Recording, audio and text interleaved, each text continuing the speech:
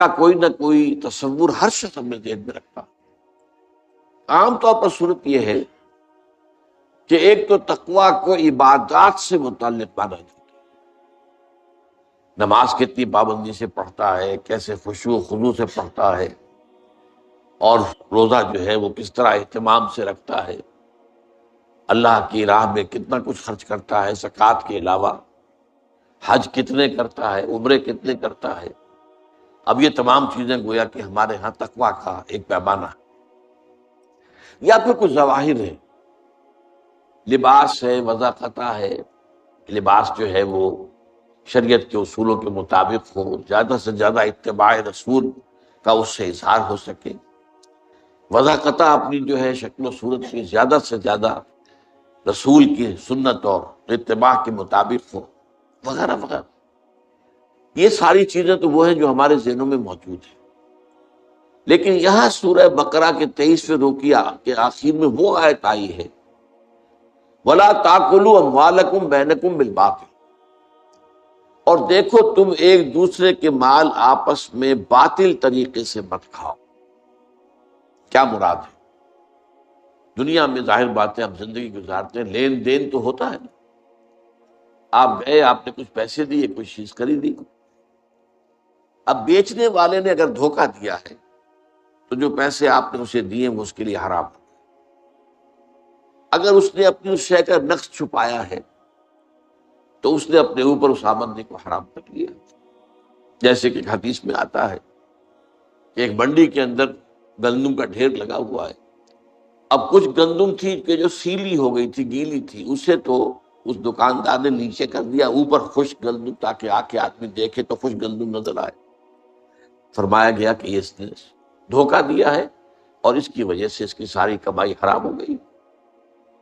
تو معاملات کا جو سلسلہ ہے اصل میں تقویٰ کا لٹمس ٹیسٹ وہ ہے.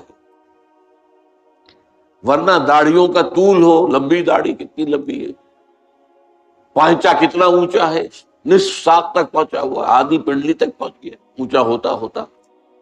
یہ تقویٰ کے معیار نہیں ہے. اس سے تو لوگ تو دھوکہ کھا سکتے ہیں، لوگ جو ہیں فریب میں آ سکتے ہیں، لوگ غلط تصور قائم کر سکتے ہیں. اللہ تعالیٰ کے ہاں ظاہر بات ہے کہ اللہ کو ہم دھوکہ نہیں دے سکتے. تو تقویٰ کا اصل معیار ہے عقل حلال. اگر رزق حلال نہیں ہے تو کوئی تقویٰ نہیں. نمازوں کے ڈھیر ہوں، نوافل کے انبار ہوں، کوئی تقویٰ نہیں. اگر جو کچھ کھا رہے ہو وہ حلال نہیں، اصلاً حلال ہو اور حلال طریقے سے حاصل کیا گیا. اب ایک شخص تو سور کھا رہا، سور کا گوشت کھا رہا ہے، آپ سب کہیں گے چھی چھی چھی چھی چھی، حرام کھا رہا ہے، حرام کھا رہا ہے. ایک شخص کھا تو رہا ہے بکری کا گوشت، لیکن وہ اس نے خریدا ہے کسی کی جیب کاٹ کر، تو کھا تو رہا ہے اصلاً وہ شے کہ جو جائز سے حلال ہے، حرام کھا رہا ہے. اس لیے کہ وہ اس نے کمایا کس سے ہے؟ اس کمائی سے کمایا ہے جو اس نے چوری کر کے کسی کی جیب کاٹ کر کے حاصل کی. تو اس طریقے سے حرام کا سلسلہ بڑھتا چلا جاتا ہے. ایک شخص دے رہا ہے پہرا، لیکن کہاں دے رہا ہے؟ ڈاکوؤں کے ڈیرے پر. تو ظاہر بات ہے کہ وہ جو کمائی کر رہا ہے حرام کر رہا ہے. ایک شخص پہرے دار بنا کھڑا ہے، گارڈ ہے بینک کے دروازے پر، تو حرام ہے، کام غلط کر رہا ہے. اس اعتبار سے ویسے اس مسئلے کو اگر آپ بڑھاتے چلے جائیں گے تو آخری بات جو میں کہا کرتا ہوں ذرا کان کھول کر سن لیجئے. ایک ایسے ماحول میں جس میں دین حق غالب نہ ہو بلکہ باطل کا نظام، سانس لینا بھی حرام، الا یہ کہ یہ سانس لینے سے جو قوت پیدا ہوئی ہے، انرجی، آکسیجن اندر گئی ہے، اسی کو تو ہم جلا کر انرجی حاصل کرتے ہیں ہمارے مسلس. یا یہاں پہ جو غذا کھا کر قوت پیدا ہوئی ہے اگر وہ خرچ ہو رہی ہے اس کا اکثر و بیشتر اس نظام باطل کو ختم کر کے نظام حق کو قائم کرنے کی جد و جہد میں، تو جائز ہے. ورنہ سانس لینا بھی حرام. تو سانس بھی آہستہ کہ نازک ہے، بہت کام. آفاق کی اس کار میں شیشہ کری کا.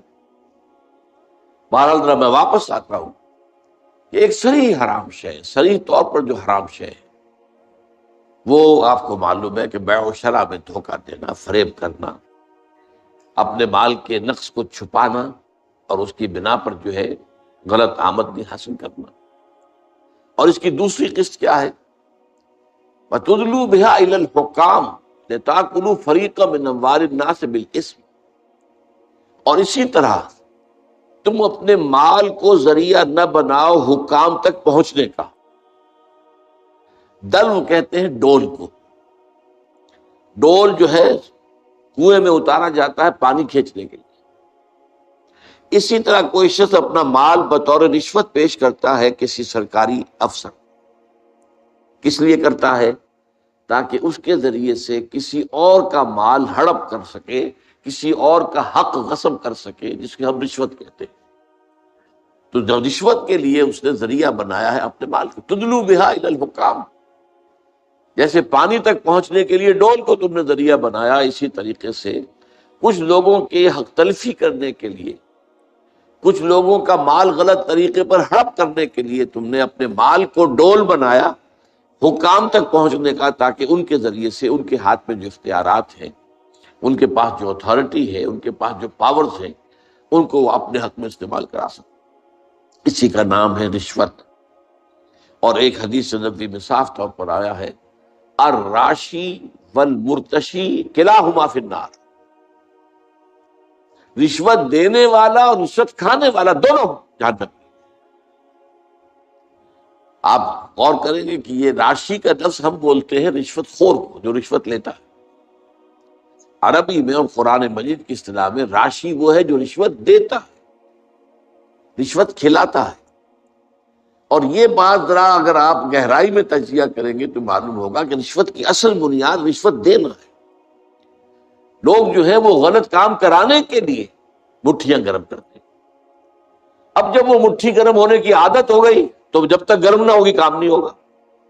لیکن انالیسس جب ہوگا تو وہ یہ ہے کہ اصل میں کیوں ہوتا ہے کہ در حقیقت عام لوگ جو ہیں وہ حکام کو رشوت خوری کی عادت ڈالتے ہیں، اپنے غلط کام کرانے کے لیے، کسی کی حق تلفی کے لیے، کسی کا حق مارنے کے لیے، کسی کا حق جو ہے ہڑپ کرنے کے لیے، وہ در حقیقت اس مال کو ذریعہ بنا رہے ہیں حکام رسی کا، حکام تک پہنچنے کا، تاکہ اس کے ذریعے سے ان کے اختیارات کے ناجائز استعمال سے وہ کچھ آمدنی حاصل کر سکیں یا کچھ مفادات حاصل کر سکیں، یا جو سرکاری محصولات ہیں اس میں کمی کرا سکے، انکم ٹیکس کی چوری کر سکے، فلاں ٹیکس کی چوری کر سکے، اور اس کے لیے رشوت دینا جو ہے در حقیقت، اور عام طور پر دیکھا گیا ہوگا، آپ نے بھی تجربہ ہوگا کہ جب نوجوان افسر عام طور پر جا کر کسی جگہ چارج لیتے ہیں نئے نئے، تو ان میں کچھ اصول ہوتے ہیں، کچھ پڑھ کے آئے ہوتے ہیں تازہ تازہ، دیانتداری بھی کوئی شے ہے، اور قوم کے ساتھ خلوص اور اخلاص بھی کوئی شے ہے۔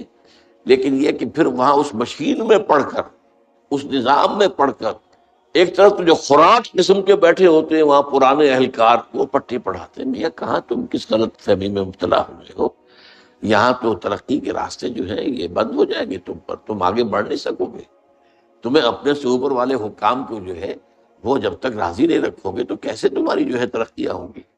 اور دوسرا یہ کہ وہاں کے لوگ جو غلط کار ہیں، حرام خور ہیں، وہ خود آ کر انہیں ایسے ایسے طریقے استعمال کرتے ہیں کہ جس سے ان کو جو ہے چسکا پڑ جائے۔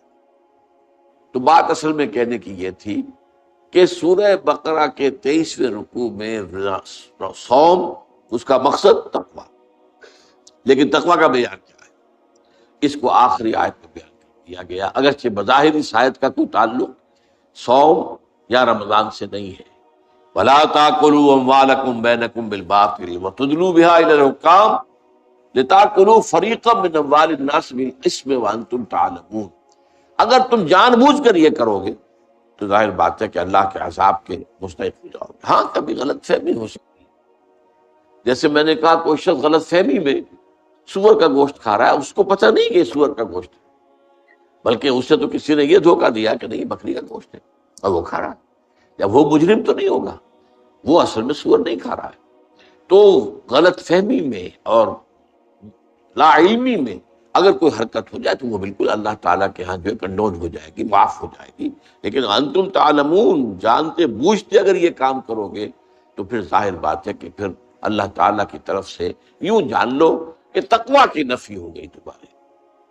اب آئیے اس حدیث کی طرف. یہ حدیث نمبر 10 ہے 40 نووی کے. اب یہاں عقل حلال کی جو اہمیت ہے اور اس کا جو مقام و مرتبہ ہے وہ بیان. حضور نے فرمایا، حضرت ابو ہریرہ اس کے راوی ہے رضی اللہ تعالی عنہ، پر مسلم شریف کی روایت ہے، ان اللہ طیب لا يقبل الا طیبا.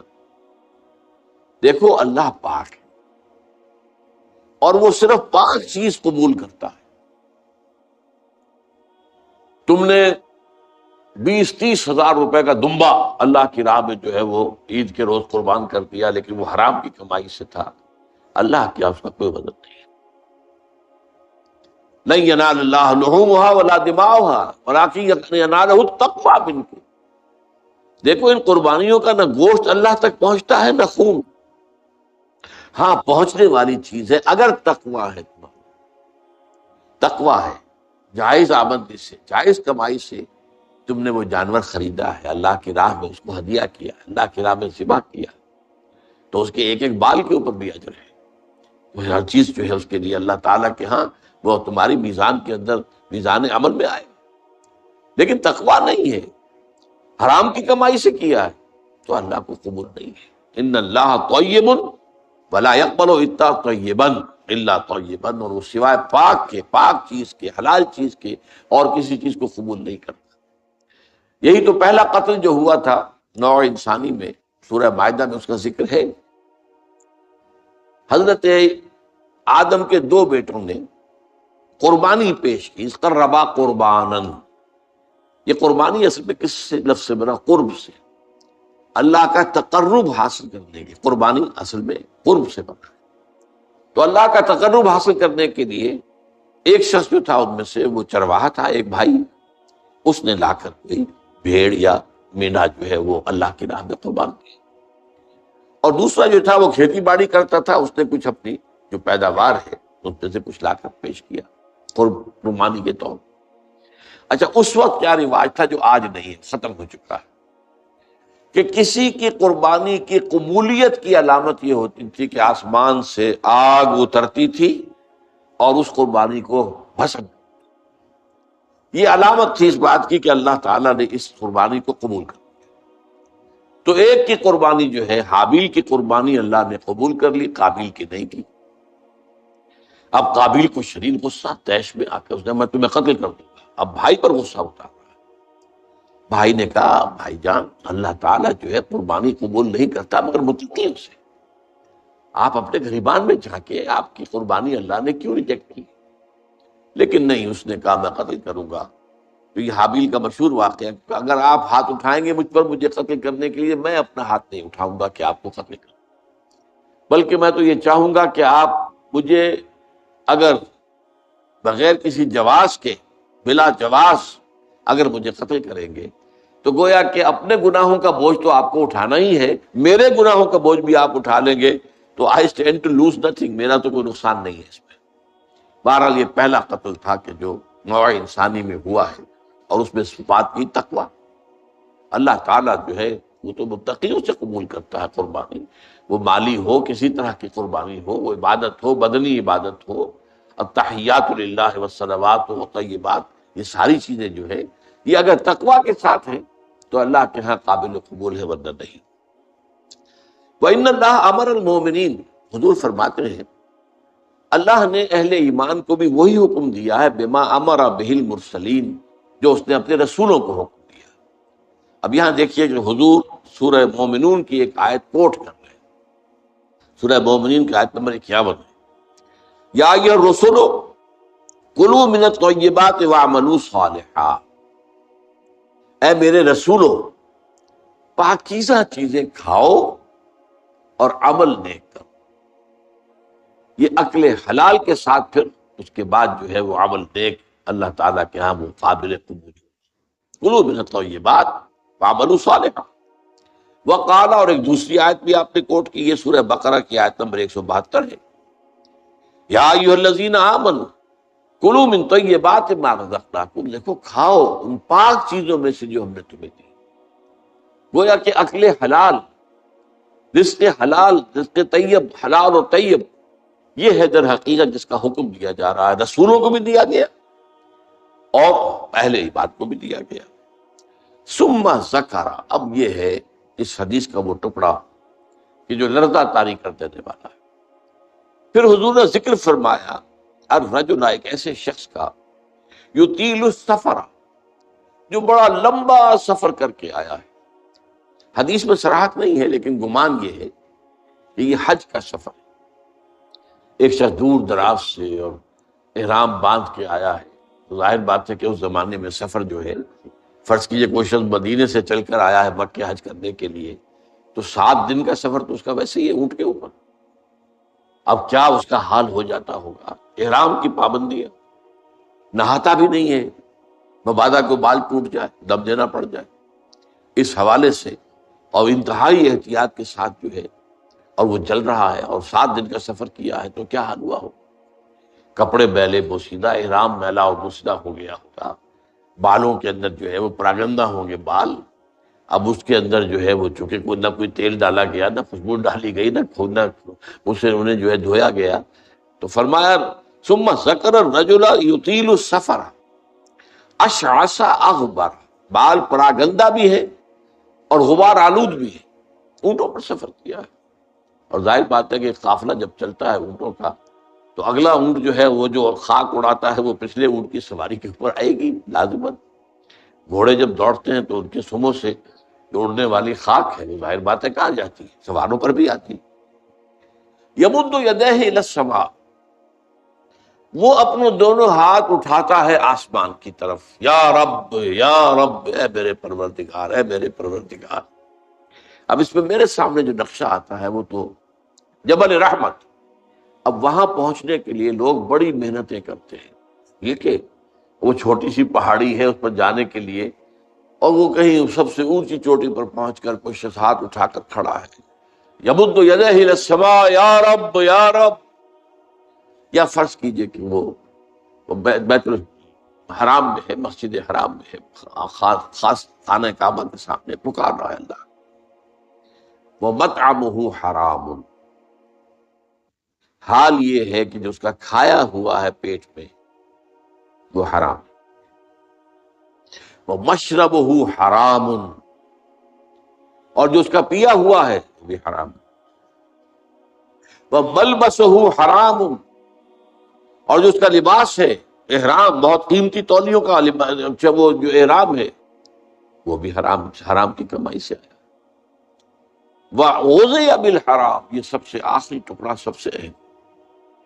حرام کے ذریعے ہی غذا پائی ہے اس نے، اس کا تن و توش جو بنا ہوا ہے وہ حرام کی غذا سے بنا. فَأَنَّىٰ يُسْتَجَابُ لِذَٰلِكَ، تو اس شخص کی دعا کیسے قبول؟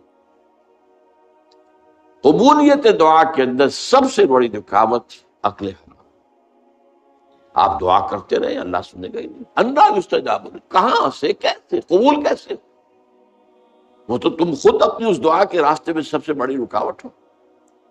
تم اپنی آمدنی کا جائزہ لو اور کرو، اس میں کمائی کے اندر کوئی حرام تو شامل نہیں ہے، کوئی ناجائز طریقہ تو شامل نہیں ہے، کوئی براہ راست سود کا عنصر تو نہیں ہے. بالواسطہ سود جو ہے وہ تو نہ میں بچا ہوا ہوں نہ آپ بچے ہوئے. پورا ہمارا معاشی نظام جو ہے وہ سود پر مبنی ہے. ایک گندم کا دانہ بھی ہم کھاتے ہیں تو اس میں سود ہے. اس کے لیے بیج خریدا گیا سودی قرضے پر، اس کے لیے فرٹیلائزرز خریدے گئے سودی قرضے پر، اس کے لیے پیسٹی سائیڈز خریدے گئے سودی قرضے پر، ٹریکٹر خریدا گیا سودی قرضے پر. تو ایک ایک دانے میں سود ہے. وہ سود تو میرے اندر جا ہی رہا ہے، اس کے بغیر تو چارہ نہیں ہے. یا ہوا میں، جیسے کہ حضور نے فرمایا صلی اللہ علیہ وسلم کہ ایک زمانہ آئے گا کہ چاہے کوئی شخص سود کھائے گا نہیں، لیکن سود کا غبار یا دھواں، غبار یا دخان کا لفظ ہے، دھواں اس کے اندر ضرور جائے. فرض کیجئے کہ فضا کے اندر ڈسٹ سسپینشن ہو گئی ہے، گردہ ہے. اب ظاہر بات ہے سانس تو آپ کو لینا ہے، سانس تو لینا چھوڑ نہیں سکتے، آپ مر جائیں گے، کیسے ہوگا؟ سانس کے ساتھ غبار لازم بن جائے گا، تو پھیپھڑوں میں جائے گا، کوئی آپ کو روکنے کا کوئی ذریعہ آپ کے پاس نہیں۔ یا کہیں جو ہے جو دھواں بھر گیا ہے، فرض کی جیسے آگ لگتی ہے بڑی اونچے ہوٹلوں کے اندر، 14ویں منزل کے اوپر جو ہے آگ لگی ہے، کمروں کے اندر دھواں بھر گیا، کہاں جائیں گے؟ 14ویں منزل سے چھلانگ لگائیں تو ویسے ختم، ہڈیاں جو ہے اس کا چورا ہو جائے گا۔ بہرحال جو بھی شکل جو بیتتی ہے، تو سانس تو لینے پر مجبور ہے، جب تک بھی سانس آئے دھواں اندر جائے گا۔ یہ دور وہ ہے کہ جس کی فضا میں سود موجود، اور وہ فضا کے اندر جو سود ہے وہ ہم سانس لے رہے ہیں تو ہمارے اندر جا رہا ہے۔ اس پہلو سے بالواسطہ انڈائریکٹ سود سے تو آج کوئی بھی بچا ہوا نہیں۔ البتہ ڈائریکٹ سود جو ہے وہ تو ظاہر بات ہے کہ آپ کی مرضی سے ہے، آپ نے سودی قرضہ لیا ہے اپنا کاروبار بڑھانے کے لیے، بھائی جتنی پونجی تمہارے پاس ہے اس سے کاروبار کرو۔ اگر بہت تھوڑی پونجی ہے تو سر پر اٹھاؤ کوئی ٹوکری پھل کی اور بیچو، اگر اس سے زیادہ ہو جائے تو چلو کوئی ریڑھی لے لو، اس سے زیادہ ہو جائے کھوکا بنا لو، اس سے زیادہ ہو جائے دکان بنا لو، اس سے زیادہ ہو جائے ایکسپورٹ امپورٹ کرو، لیکن رہو اپنی چادر کے اندر جو تمہاری اپنی پونجی ہے۔ بینک سے قرض لے کر اپنا کاروبار پھیلانا یہ تو تمہارا اپنا انٹینشنل، تمہارے اپنے چوائس کا فیل ہے، اس پر تم پکڑے جاؤ۔ مکان ہے، بڑی عالیشان کوٹھی بنانی ہے، عالیشان محل بنانا ہے، قرض لیا۔ زندگی گزارنے کے لیے چھت میسر ہو سر کے اوپر، گزارا کے قابل جو ہے سکونت آپ کے پاس ہو تو بہت ہے۔ ہمیشہ تو نہیں رہنا تمہیں، ایک وقت آئے گا کہ چاہے وہ محل ہو، چاہے وہ ڈیفنس کا جو بنگلہ ہو کئی کئی کروڑ کا، جو ہے نکلنا تو پڑے گا، جانا تو پڑے گا قبر کے اندر۔ لہذا یہ اگر بینک کے سود سے آپ نے یہ کام کیا، یا جیسے کہ کہہ دیتے ہیں کہ ایک شخص کو گریچوٹی ملی ہے، وہ ریٹائرمنٹ کے بعد یہ ہوا ہے وہ ہوا ہے، اب اگر وہ کسی اور کو دیتا ہے کاروبار کے لیے تو لوگ کھا جاتے ہیں، اپنے گھر میں رکھتا ہے تو ختم ہو جائے گا، رفتہ رفتہ اس کی قیمت بھی کم ہو جائے گی، وہ کھائے گا تو ختم بھی ہو جائے گا، تو کیا کریں؟ یہ مجبوری ہے، لہذا بینک میں سود کے اوپر رکھ دیا، سود کھا رہے ہیں، ختم۔ تمہارے پاس ضمانت ہے کہ جب تک تمہارے پاس یہ رقم ختم جو ہے نہیں ہوتی اس سے پہلے پہلے تم مر جاؤ گے یا نہیں ہے؟ کھاؤ اس کو، یا اور کچھ نہیں کر سکتے، بڑا کاروبار نہیں کر سکتے، اپنے مکان کے باہر کی بیٹھک کے اندر کوئی چھوٹی سی دکان لگا کر بیٹھ جاؤ کریانے کی، صبح سے شام تک گزارے کے مطابق مل جائے، محنت کرو، ریٹائرمنٹ کے بعد بھی یہ کام تو کر سکتے، اور نہیں تو چیو جو کچھ بھی ہے تمہارے پاس جمع پونجی اسے کھاؤ، اس کے بعد اللہ پر توکل رکھو، رزق جو ہے اللہ کے ذمے ہے، کیا پتا اس پیسے کے ختم ہونے سے پہلے ہی تمہاری موت آ جائے اور تمہیں جو ہے عقل حرام جو ہے اس کی طرف نہ جانا پڑے۔ لہذا یہ ساری باتیں جو ہے یہ بہانے ہیں۔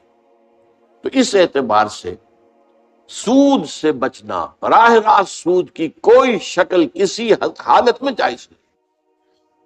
وہ آپ لاکھ مجبوری کا کیا کرے، بیوہ ہے، بیوہ کے پاس پیسے ہیں، وہ کیا کرے، کہاں لگا دے، کس کو دے دے، وہ سب کھا جائیں گے، یہ کریں گے وہ کریں گے، قطعاً کوئی عذر نہیں حرام کے لیے۔ ہاں آدمی کی جان پر بن گئی ہو، مر رہا ہو یا مر رہی ہو کوئی عورت، اور سوائے کسی حرام شے کے کھانے کے اور کچھ نہ ہو، تو اس حد تک صرف جان بچانے کے لیے حرام کھانے کی اجازت۔ فمن اضطر غیر باغ ولا عاد، دو شرطوں کے ساتھ، اضطرار کی کیفیت ہو، انتہائی جو ہے مجبوری کا عالم، غیر باغ ولا عاد، اس کی طرف خود کوئی دل میں تمنا نہ ہو، عارضی نہ ہو، یہ نہ ہو کہ خواہش بھی ہو حرام کھانے کی، اور یہ کہ جو کم سے کم مقدار ضروری ہے جان بچانے کی اس سے آگے بڑھے بھی نہیں۔ یہ دو شرطیں پوری کی ہوں تو حرام کھا کی اجازت ہے، اللہ تعالیٰ معاف فرما دے۔ لیکن عام حالت میں آپ اپنے کاروبار میں، اپنے پیشے میں، اپنے معاش میں اگر حرام کا کوئی عنصر مستقل طور پر اس کو قائم کر لیتے تو پھر ہمارے آج کی گفتگو کا حاصل کیا ہے؟ تقویٰ کی نگیشن ہو جائے، تقویٰ پھر نہیں ہے۔ پھر جیسا کہ روزے کے ضمن میں بھی وہ احادیث ہے، اب ایک شخص ہے روزے رکھ رہا ہے اور سودی کاروبار کر رہا ہے، تو یہ روزہ ہے؟ حضور نے فرمایا من لم یدع قول الزور والعمل به فلیس للہ حاجۃ ان یدع طعامہ وشرابہ، جس شخص نے جھوٹ بولنا نہیں چھوڑا اور جھوٹ پر عمل کرنا نہیں چھوڑا، اللہ کو کوئی ضرورت نہیں ہے کہ وہ اپنا کھانا پینا چھوڑ دے۔ یہ فاقہ کر رہا ہے، کھانا پینا چھوڑا، یہ روزہ تو نہیں ہے۔ عین روزے کی حالت میں رشوت لے رہے ہیں، عین روزے کی حالت میں جھوٹ بول رہے ہیں، عین روزے کی حالت میں لوگوں کو دھوکہ دے رہے ہیں۔ روزہ، یہ روزہ نہیں ہے بھائی، یہ تو فاقہ ہے۔ اس لیے فرمایا کم من صائم لیس لہ من صومہ الا الجوع، کتنے ہی ہیں روزے رکھنے والے جنہیں اپنے روزے سے سوائے بھوک اور پیاس کے کچھ حاصل، کوئی اجر و ثواب ہے ہی نہیں۔ اس لیے کہ یہ تو روزے میں کھانا پینا حلال چیز کا بھی تمہارے اوپر حرام کر دیا گیا دن کے وقت، لیکن جھوٹ بولنا تو مستقلاً حرام ہے، رشوت لینا تو مستقلاً حرام ہے، سودی لین دین تو مستقلاً حرام ہے۔ وہ مستقل حرام جو ہے وہ عین روزے کی حالت میں بھی جاری ہے، تو ظاہر بات ہے کہ یہ روزہ نہیں۔ تو جیسا کہ میں نے عرض کیا، روزے، سیام، قیام رمضان یہ بھی ہے، فلیس لہ من صیامہ الا الجوع ومن قیامہ الا السحر، یہ رات کو کھڑے رہنا بھی اس سے بھی سوائے انیندرا جسے آپ کہتے ہیں کہ نیند کی قربانی اس نے دی ہے اور اسے حاصل کچھ نہیں ہو، نیند اس نے اپنے کھوئی ہے، اسے حاصل کچھ نہیں ہو، نہ قیام اللیل سے اور نہ سیام النہار سے۔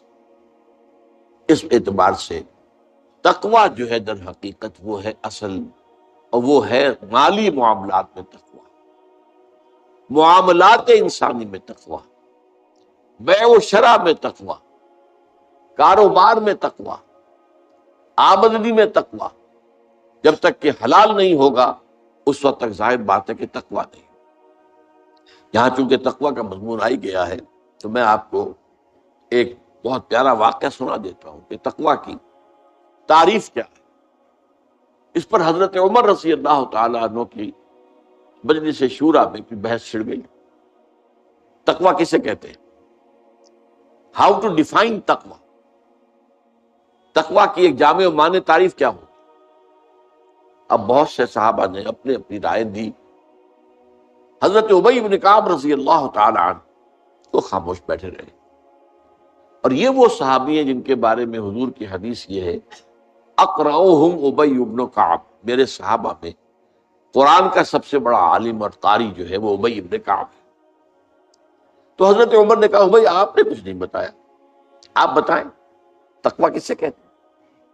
اس پر انہوں نے کہا امیر المومنین، اگر کسی شخص کو کسی خاردار جنگل میں سے گزرنا پڑے، اوپر جھاڑیاں ہیں، کانٹوں دار ہیں، درخت ہیں، نیچے لمبی لمبی گھاس ہے، کوئی پگڈنڈی بھی بنی ہوئی نہیں ہے کہ جو راستہ نظر آ رہا، کیا پتا کہیں گھاس کے اندر کوئی سانپ کنڈلی مارے بیٹھا اور آپ کا پاؤں اس پر پڑ جائے۔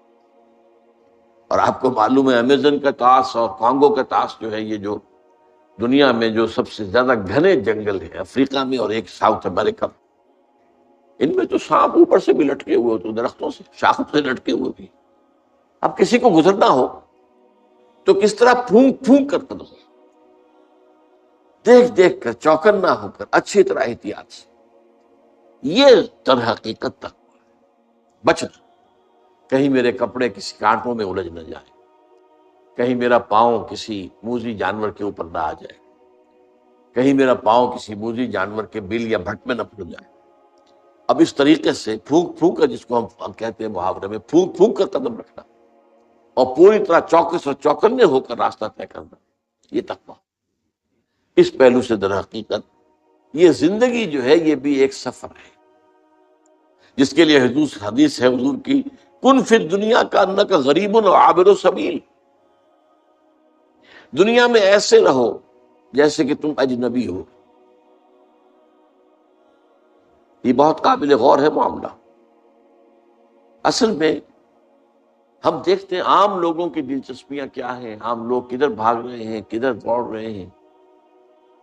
سب کو دنیا کی پڑی ہوئی ہے، بہتر سے بہتر مکان، عالیشان سے عالیشان محل، نئی سے نئی کار، اعلیٰ سے اعلیٰ کار۔